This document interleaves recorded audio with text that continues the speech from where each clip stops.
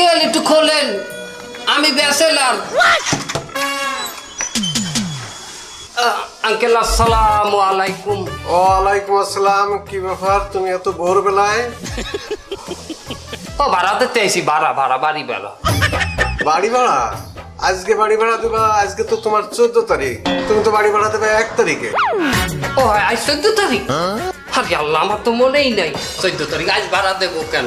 তাই না, এটাই তো। আসসালামু আলাইকুম। ও রে বাবা, কি হলো তোমার? কি হলো? কি কোনো সমস্যা? সমস্যা, পেটে চাপ দিয়েছে, বাথরুমে এসে পড়ছে বাবা। এই তাড়াতাড়ি যাও বাবা, বাথরুমে যাও, তাড়াতাড়ি যাও, তাড়াতাড়ি যাও। লাভ পাইলে আবার যাইতে কর। না, বলতেছে কি আঙ্কেল, আপনার কাছে একটা পরামর্শ চাই, একটা পরামর্শ দেবেন? কি পরামর্শ? মনে করেন আমার বাড়ি, আমার ঘর তো হইলে দিয়ে 4 তলায়।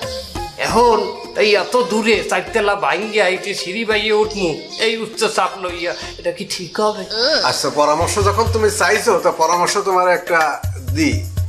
নিজের বাথরুমে যে স্বাধীনতা আর নিজের বাথরুমে যে শান্তি, এমন শান্তি তুমি কোথাও পাবে না। আমি আমার বাথরুমে যে আধা ঘন্টা 40 মিনিট 1 ঘন্টাও বসে থাকি, এবং আমি বাথরুমে দেখা যায় ফ্ল্যাশে ভর করে ঘুমাইও যাই। এমনকি আমি বাথরুমে বসে একটা উপন্যাসও লিখছি। কি উপন্যাস? বাথরুমের সেই নিস্তব্ধতা। আঙ্কেল আমি যাবো। হ্যাঁ, আমি জানি যে নিজেকে বাথরুমে একটা স্বাধীনতা, একটা শান্তি অন্যরকম। হ্যাঁ, এটা ভাষায় প্রকাশ করা যায় না। কিন্তু আঙ্কেল আমি বলতেছি, একটা অ্যাক্সিডেন্ট যদি হয়ে যায়। কি অ্যাক্সিডেন্ট?